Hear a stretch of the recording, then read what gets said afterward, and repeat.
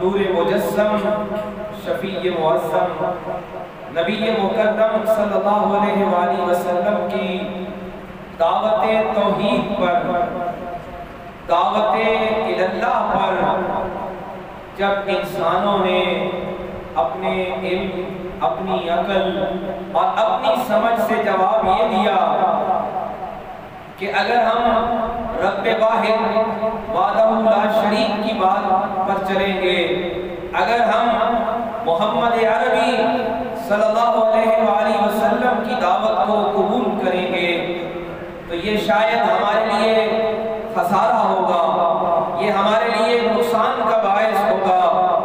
اللہ کریم نے ارشاد فرمایا کہ نفع اور نقصان اس کائنات میں اگر کوئی اور دینے والا ہے، رب واحد کے مقابلے پر، رب کائنات کے مقابلے پر، رب محمد کے مقابلے پر اگر کوئی اور نفع اور نقصان دینے کی طاقت رکھتا ہے، اختیار رکھتا ہے تو اس کو بلا دو۔ آج کی آیت مبارکہ میں اسی پیغام اور اسی دعوت محمد عربی صلی اللہ علیہ وآلہ وسلم کی تفصیل بتائی جا رہی ہے۔ لوگوں نے کہا ہمارا علم یہ کہتا ہے، ہماری عقل یہ کہتی ہے، ہماری سوچ یہ کہتی ہے کہ جو محمد عربی صلی اللہ علیہ وآلہ وسلم کے ساتھ چلے گا اسے دنیا کا نفع نہیں ہونے والا، اسے نقصان ہونے والا ہے، اسے خسارہ ہونے والا ہے۔ فرمایا وَهُوَ الَّذِي خَلَقَ السَّمَاوَاتِ وَالْأَرْضَ بِالْحَقِّ۔ سنو تو صحیح یہ بات کس کی کر رہے ہیں، یہ پیغام کس کا دے رہے ہیں، یہ دعوت کس کی دے رہے ہیں؟ یہ رب واحد کی دعوت ہے، یہ وحدہ لا شریک کی دعوت ہے، یہ اس رب کی دعوت ہے جس نے تخلیق کیا ہے آسمانوں کو بھی، زمین کو بھی۔ مفسرین کرام فرماتے ہیں رب نے یہ نہیں فرمایا کہ میں تخلیق کرنے والا ہوں، فرمایا ان کی بات سنو، یہ جس کی بات کر رہے ہیں یعنی محمد عربی کی دعوت پر سرکار دو عالم نور مجسم شفیع مکرم آپ کی زبان مبارک جس کی دعوت دے رہی ہے اس دعوت کو قبول کرنا ہے۔ کیونکہ لوگ یہ کہہ رہے تھے ہم کعبہ کو ماننے والے ہیں، ہم کعبۃ اللہ کو ماننے والے ہیں، اور اس کے بعد وہ بتوں کے سامنے سر جھکانے والے تھے۔ رب نے فرمایا وَهُوَ الَّذِي، اور وہ ہے، حالانکہ بات رب کی ہے، کلام رب کا ہے، رب کا پیغام ہے۔ رب یہ فرما سکتا تھا کہ میں تخلیق کرنے والا ہوں، میں پیدا کرنے والا ہوں۔ رب نے فرمایا ان کی بات سنو، یہ جو زبان حق ترجمان ہے، یہ جو زبان مظہر ذات حق ہے، یہ زبان جس کی آواز حق کی آواز ہے، یہ زبان جو حق کی زبان ہے، یہ زبان جس پر وحی الہی ہے، یہ زبان جس پر وما ينطق عن الهوى ان هو الا وحی یوحی کی آواز رہتی ہے، یہ زبان جو صرف رب کی مرضی سے ہلتی ہے، یہ زبان جو ذات واحد کا پیغام دے، جو ذات الہ کا پیغام دے، تو سنو وہی ہے۔ یہ جو تم نفع کی بات کر رہے ہو نا، یہ جو تم نقصان کی بات کر رہے ہو کہ اگر ان کے ساتھ چلیں گے، ان کی دعوت کو قبول کریں گے تو ہمارا نقصان ہو جائے گا، ہماری تجارت کا نقصان ہو جائے گا، ہمارے کاروبار کا خسارہ ہو جائے گا۔ یاد رکھو تم کاروبار کی بات کرتے ہو، تم معیشت کی بات کرتے ہو، تم دنیا کے کاروبار کی بات کرتے ہو۔ وَهُوَ الَّذِي خَلَقَ السَّمَاوَاتِ وَالْأَرْضَ، جس کی بات محمد عربی کر رہے ہیں، جو پیغام محمد مصطفیٰ صلی اللہ علیہ وآلہ وسلم پہنچا رہے ہیں، وہ ان تمہاری تجارتوں، کاروباروں اور معیشتوں سے کہیں آگے کی بات ہے۔ وَهُوَ الَّذِي خَلَقَ السَّمَاوَاتِ وَالْأَرْضَ، یہ اس کی بات ہے جو تخلیق کرنے والا ہے، اور جو حق تخلیق کرنے والا ہے، جس کی تخلیق میں ذرا برابر کوئی چیز فضول نہیں ہے، عبث نہیں ہے، بے معنی نہیں ہے۔ فرمایا وَهُوَ الَّذِي خَلَقَ السَّمَاوَاتِ والارض بالحق ویوم یقول کن فیکون. اور یہ اس رب کی بات کر رہے ہیں، یہ اس کا پیغام پہنچا رہے ہیں جس کی زبان کیا ہے؟ کن. جس کا کلام اتنا ہے کن ہو جا فیکون، بس ہو جاتا ہے. جس کا اتنا کہنا ہے کن فیکون، اور جو کن کہتا ہے امر کن لازم ہو جاتا ہے. قولہ الحق، اور اس کائنات میں صرف اسی کی بات سچ ہے. مفسرین کرام فرماتے ہیں کہ یہاں قولہ الحق سے مراد بات رب کی ہے، لیکن زبان محمد مصطفیٰ صلی اللہ علیہ وآلہ وسلم کی ہے. اب بظاہر مشرکین مکہ یہ کہہ رہے تھے کہ ہم بیت اللہ کو مانتے ہیں، ہم کعبہ کو مانتے ہیں، ہم اس کو رب کا گھر مانتے ہیں.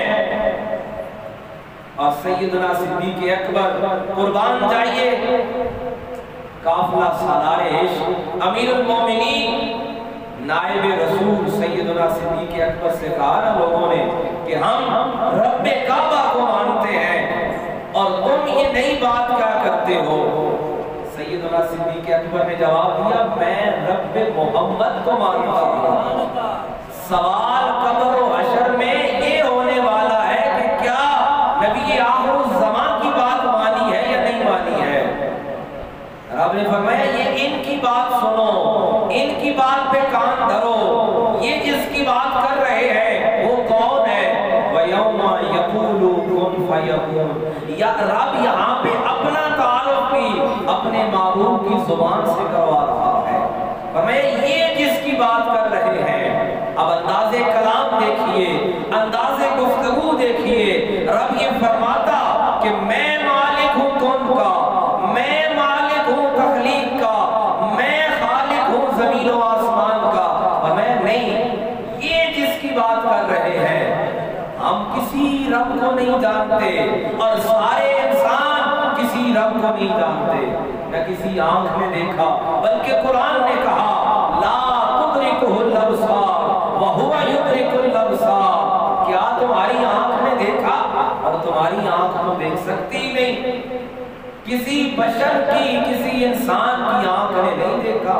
کسی نے سنا، کوئی سن ہی نہیں سکتا. سرکار سیدنا موسیٰ کلیم اللہ نے عرض کیا تھا کہ میں سننا چاہتا ہوں، میں دیکھنا چاہتا ہوں. تو کیا فرمایا کہ وہاں پہ جب تجلی پڑی، ایک تجلی پڑی، تو وہاں وہ نہ سن سکے نہ دیکھ سکے. فرمایا یہ اگر تم وحدہ لا شریک کی بات سننا چاہتے ہو، رب کی بات کرنا چاہتے ہو، تو ادھر آؤ. وَهُوَ الَّذِي، وہ ہے جس کی بات یہ کر رہے ہیں، یعنی جس کا پیغام محمد عربی پہنچا رہے ہیں وہی خالق ہے، وہی مالک ہے، وہی پروردگار ہے. اور فرمایا وَيَوْمَ يَقُولُ كُنْ فَيَكُونُ قَوْلُهُ الْحَقُّ. اور اس ساری کائنات میں ایک اسی کی بات سچ ہے، اور کائنات میں بات ہے ہی اسی کی. اور بات ہے کس کی؟ بات اس کی ہو سکتی ہے جو کسی بزم میں، کسی نشست میں قائم رہے. ہم کہتے ہیں جی کہ مرد ہے تو اپنی بات پہ قائم رہتا ہے. قائم کب تک رہتا ہے؟ جب تک مرد رہتا ہے. تو اس کائنات میں جو حقیقی بات ہے وہ اس خالق کی ہے، وہ مالک کی ہے، وہ پروردگار کی ہے. اور فرمایا وَلَهُ الْمُلْكُ يَوْمَ يُنفَخُ فِي الصُّورِ. اور وہ مالک ہے اس دن کا جس دن سور پھونکا جائے گا. عالم الغیب والشہادہ، اور وہی عالم ہے غیب کا بھی اور نظر آنے والے کا بھی. حاضرین مکرم، بس یہی اس آیت کا خلاصہ ہے، یہی اس آیت کا سبق ہے. یہ جو قرآن نے تصور آخرت دیا ہے، بہت توجہ سے اس بات کو ذہن نشین کیجئے گا. آج کچھ لوگ یہ کہتے سنائی دیتے ہیں کہ یہ قرآن نے، وحی الہی نے، رب کی آیات نے جو پیغام دیا ہے، اصل میں دین کے بارے میں یاد رکھیے، یہ شاید گزشتہ جمعہ المبارک ہے، اس سے پہلے بھی میں نے عرض کیا کہ ہمارے سوچنے کی صلاحیتوں سے یہ بات کہیں آگے ہے۔ آج انسان، آج نہیں بلکہ ہمیشہ سے انسان نے وحی کا، رب کے کلام کا انکار اپنے عقل کی بنیاد پہ کیا ہے کہ یہ عقل اس بات کو تسلیم نہیں کرتی، لہذا ہم اس کو نہیں مانتے۔ یہ ایک ایسا پیرامیٹر ہے، ایک ایسا پیمانہ ہے، ایک ایسی ترکیب ہے جو وعدہ اللہ شریف کے انکار تک لے جاتی ہے کہ یہ چیز ہمارے عقل میں نہیں آتی، لہذا ہم اس کو نہیں مان سکتے۔ آج یہ جو آیات ہیں یاد رکھیے، ان کا خلاصہ یہ ہے، یہ جو آخرت کا پیغام لیے ہوئے ہیں، یہ جو آیات ہمیں بار بار بتاتی ہیں کہ ایک ایسا دن آنے والا ہے جس دن ساری کائنات کو دوبارہ سے جمع کیا جانا ہے، یہ آیات یہ دعوت فکر دے رہی ہیں کہ دراصل یہ زندگی دراصل اعمال کے لیے ہے۔ جب ہم یہ کہتے ہیں کہ ہم نے ایک دن سارے انسانوں نے جمع ہونا ہے، تو یہ بظاہر ایسا لگتا ہے کہ ہم بات یہ کر رہے ہیں کہ اس ساری زندگی میں اور اس دنیا کی ساری زندگی میں ختم ہونا ہے۔ اب دیکھیے اس کے مقابلے پہ جو دوسری سوچ ہے وہ یہ ہے کہ بس یہی دنیا ہے، یہی زندگی ہے اور اس کے بعد کوئی اور زندگی، کوئی اور چیز نہیں ہے۔ دوسری طرف یہ سوچ ہے، یہ تصور ہے کہ ایک وقت آپ کو یہ ملا ہوا ہے، یہ گنجائش ملی ہوئی ہے، یہ گنجائش اگلے وقت کے لیے ملی ہوئی ہے۔ جب ہم یہ کہتے ہیں قرآن کی آیات سے کہ ایک دن ایسا آنے والا ہے، وَلَهُ الْمُلْكُ يَوْمَ يُنفَخُ فِي الصُّورِ، ایک دن ایسا آنے والا ہے جب سب کو جمع کیا جانا ہے۔ یہ دراصل قرآن کا، وحی الہی کا یہ تصور آخرت کیا ہے؟ تصور آخرت یہ ہے کہ ہر انسان کو جواب دہی کے لیے تیار کرنا ہے۔ اس کی مثال اس دنیا کے کسی بھی کام سے آپ لے سکتے ہیں کہ اگر ایک اسٹوڈنٹ کو امتحان کی بندش سے اور امتحان کی اس جھنجٹ سے نکال دیا جائے کہ تمہارا کوئی امتحان نہیں ہے، تو اس کا مطلب ہے کہ وہ بے فکر ہے، وہ آزاد ہے اور وہ اپنے کسی کام کے لیے تیار نہیں ہے۔ دراصل آخرت کا تصور یہ ہے کہ ہر انسان اپنے سارے اعمال میں، پھر اس میں ہم کیا پڑھتے ہیں کہ مثقال ذرۃ خیرا یرا ومن یعمل مثقال ذرۃ شرا یرا، اس میں ہم کیا پڑھتے ہیں کہ جو کچھ زبان سے لفظ بھی بولا نا تو اس کا بھی حساب دینا ہے، جو ہاتھ سے عمل بھی کیا تو اس کا بھی حساب دینا ہے۔ یہ دراصل دنیا کے ان خیالوں کی اور ان افراد کی سوچ کا جواب ہے جو یہ کہتے ہیں کہ وحی نے، رب کے کلام نے انسان کو سوچنے سمجھنے سے روک دیا ہے، حالانکہ رب کے کلام نے اور وحی نے ہی انسان کو سوچنے سمجھنے کی صلاحیت دی ہے کہ جب آپ کو پتا ہو کہ میری آنکھوں کا ہر عمل بھی ریکارڈ ہو رہا ہے، میرے کان کی ہر سماعت بھی نوٹ ہو رہی ہے، میرے ہاتھ کی ہر حرکت کو بھی روکا جا رہا ہے، لہذا زبان کی ہر لفظ پہ بھی گرفت ہونے والی ہے، پھر انسان اپنے ہر اعمال پہ، چاہے وہ آنکھ سے ہے، کان سے ہے، زبان سے ہے، ہاتھ سے ہے، اپنے ہر عمل پہ احتیاط کرتا ہے۔ اور اگر یہ بندش ختم کر دی جائے کہ جواب طلبی ہے ہی نہیں، پھر انسان میں اور جانور میں فرق کیا رہ جاتا ہے؟ لہٰذا یہ سوچ کہ آخرت کا تصور یہ بہت عام بات ہے۔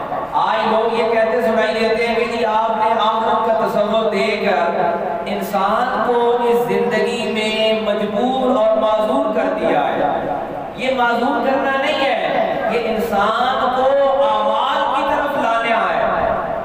یہ جہاں جہاں قرآن کی آیتیں آئیں گی کہ ایک دن ایسا آنے والا ہے، ان کا مطلب اور ان کا مفہوم یہ ہے کہ یہ بتا کر کے آخرت ہے، یہ بتا کر کے قیامت ہے، انسان کو یہ احساس دلانا ہے کہ اس زندگی میں اپنا ہر عمل یہ سوچ کر کرنا کہ چاہے وہ آنکھ سے ہے، کان سے ہے، زبان سے ہے، ہاتھ سے ہے، ہر عمل اپنا ایسے کرنا کہ اس عمل کی کل جواب طلبی ہونے والی ہے۔ تو عظیم مکرم سورہ انعام کی آیت نمبر 73 بھی ہمیں یہی بتا رہی ہے کہ عالم الغیب والشہادہ، وہ جو سور پھونکے جانے کے دن کا مالک ہے نا، سارے انسانوں کے جمع کرنے کے دن کا مالک ہے، وہ غیب بھی جانتا ہے اور ظاہر بھی جانتا ہے، لہذا اس سے کوئی عمل چھپا ہوا نہیں ہے۔ اب یہ بتا کر انسان کو اپنے اعمال کی درستگی کی فکر دلانا ہے کہ دیکھو وہ دیکھ رہا ہے، وہ جانتا ہے